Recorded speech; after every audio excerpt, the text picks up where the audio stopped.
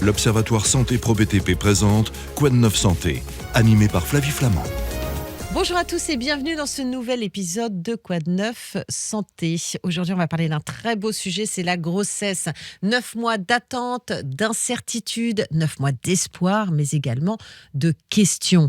Dépassement du terme, prématurité. Et aujourd'hui, on en parle de plus en plus, déclenchement de l'accouchement. On fait le point avec notre invité. Bonjour, docteur Frédéric Chiche. Bonjour Flavie. Merci d'être avec nous. Vous êtes chirurgien, gynécologue et obstétricien à l'hôpital américain de Paris. Alors, on va reprendre les bases, si vous le voulez bien. 9 mois de grossesse, comment est-ce qu'on calcule précisément la durée de la gestation ? Alors, 9 mois de grossesse, on le sait depuis le début du 19e siècle à peu près. Et c'était simplement de l'observation. Donc, on voyait les femmes, et on a compris que la grossesse durait au bas mot 9 mois.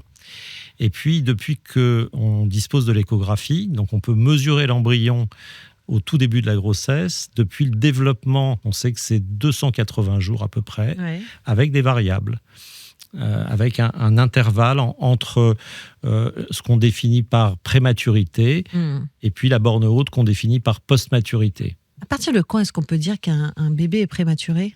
Alors là aussi, il y a des conventions. En dessous de 37 semaines d'aménorrhée, on parle d'une naissance prématurée. Ok. Sauf que toutes les naissances prématurées ne se valent pas, ne sont pas exposées au même risque. La prématurité sévère, c'est évidemment très sévère, c'est en dessous de 28 semaines. Sévère, c'est en dessous de 31 semaines, toujours semaines d'aménorrhée. À partir de 34 semaines d'aménorrhée et au-delà, on est toujours dans la prématurité, mais avec des conséquences qui sont moins importantes, moins graves.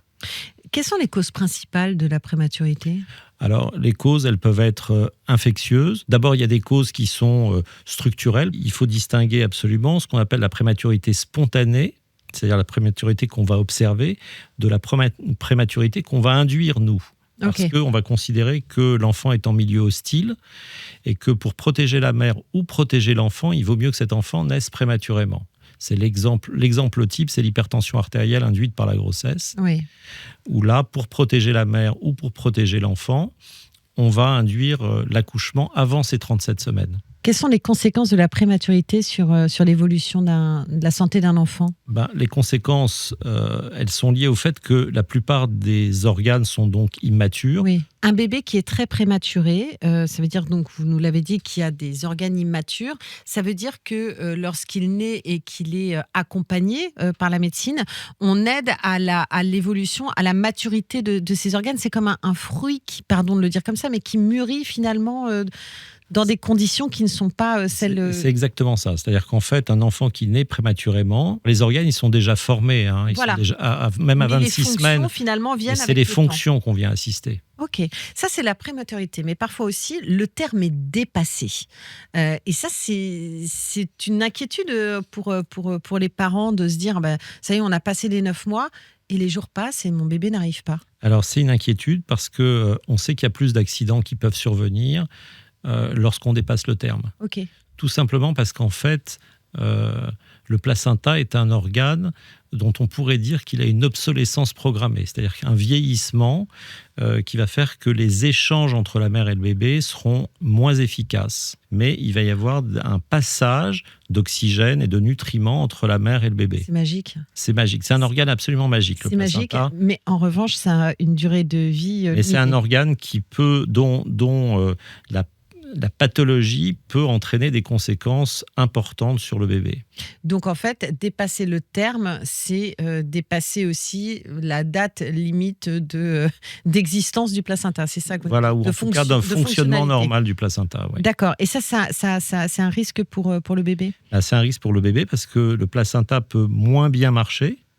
Et donc, on voit par exemple des enfants qui vont développer un retard de croissance tardif et qui vont, dans notre langage à nous, casser leur courbe de croissance après 37 semaines, tout simplement parce que le placenta marche moins bien. Et puis, parfois, c'est assez exceptionnel, c'est 3 cas sur 1000, le placenta peut s'arrêter de fonctionner brutalement. Et si, malheureusement, le placenta s'arrête de fonctionner, soit parce qu'il se décolle, soit pour d'autres raisons, eh bien, l'enfant peut mourir in utero. Donc c'est la raison pour laquelle Ok. on est très vigilant, nous, sur ces grossesses qui se prolongent. Ok. Ah, donc on peut dire en fait que le moment idéal, si je puis dire, pour accoucher, c'est entre 37 et 41 semaines. Alors c'est plus exactement entre 39 et 40 semaines. Ça, c'est le moment vraiment idéal. Aux alentours de 37, il y a encore des enfants qui, malgré le fait qu'ils ont dépassé 37, qui sont plus strictement prématurés au sens académique du terme, se comportent encore comme des enfants prématurés. On garde un intervalle de sécurité pour faire naître des enfants au moment idéal qui est aux alentours de 39-40. Ok. Et à 41 semaines, c'est l'inverse. On va être exposé, comme je l'expliquais tout à l'heure, aux complications de la post-maturité. On essaye de s'en éloigner. Et donc là, dans ces cas-là, on déclenche.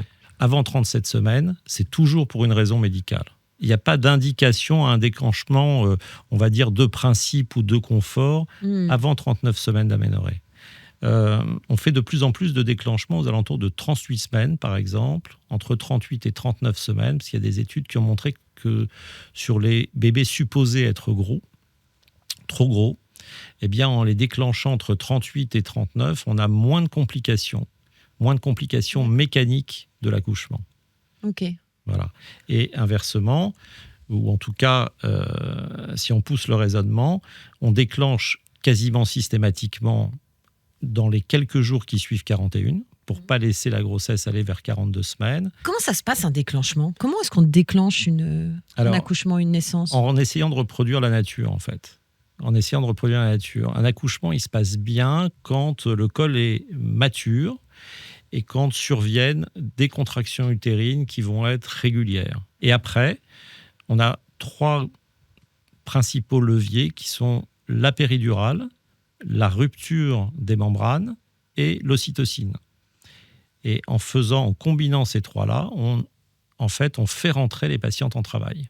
Ok, donc ça veut dire que la patiente ressent tout ce que ressent une patiente qui vient accoucher de façon naturelle, si je puis dire. Alors la seule chose qu'elle ne va pas ressentir, c'est cette période un peu incertaine du début de travail où c'est peut-être ce moment-là, ça l'est peut-être pas. Quand on déclenche, c'est un one-way ticket, c'est-à-dire qu'on va toujours vers l'avant.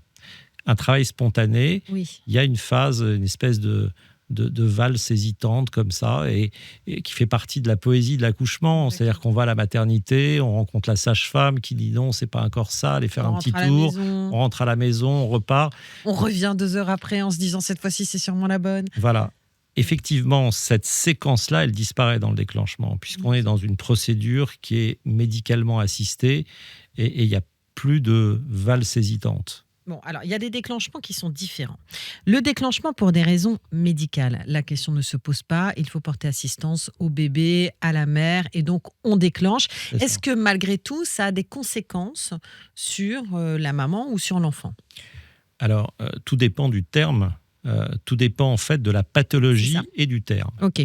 Mais d'un point de vue purement pratique, la méthode de déclenchement est la même.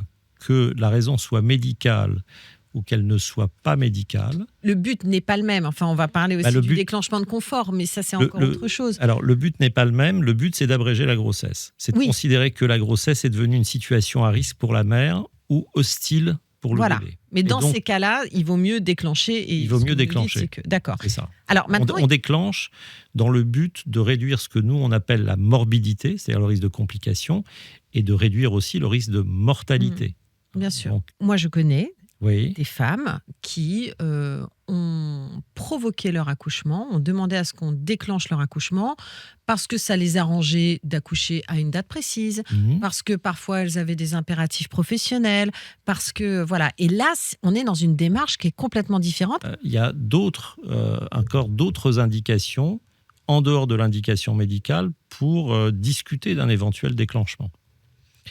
Il y a de plus en plus d'études qui montrent que ne pas laisser la grossesse se dérouler sur les 2 dernières semaines a un véritable intérêt médical, réduit le risque de césarienne, réduit le risque de complications mineures et de complications majeures forcément, puisque la grossesse ne dure plus.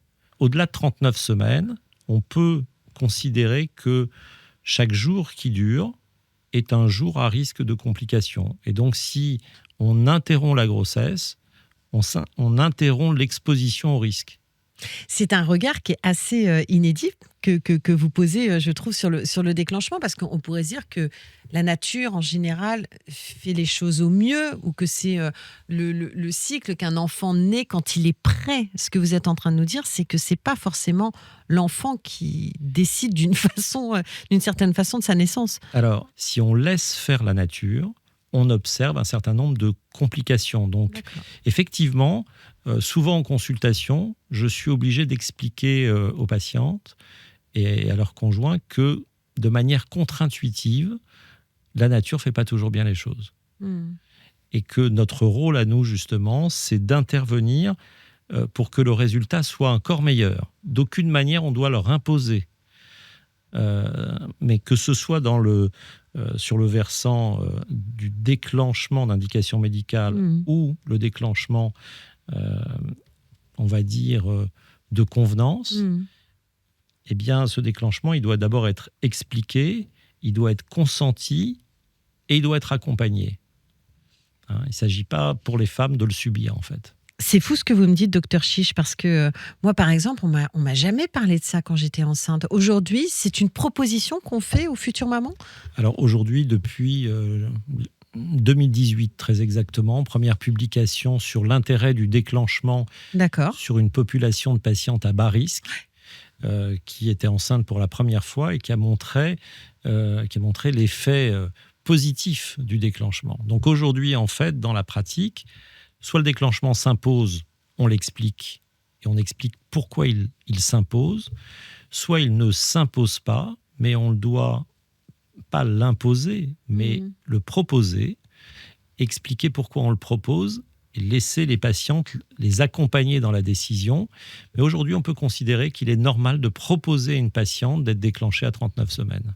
Eh bien, merci infiniment, Frédéric Chiche, d'avoir répondu à mes questions. Comme quoi, les choses n'ont de cesse d'évoluer.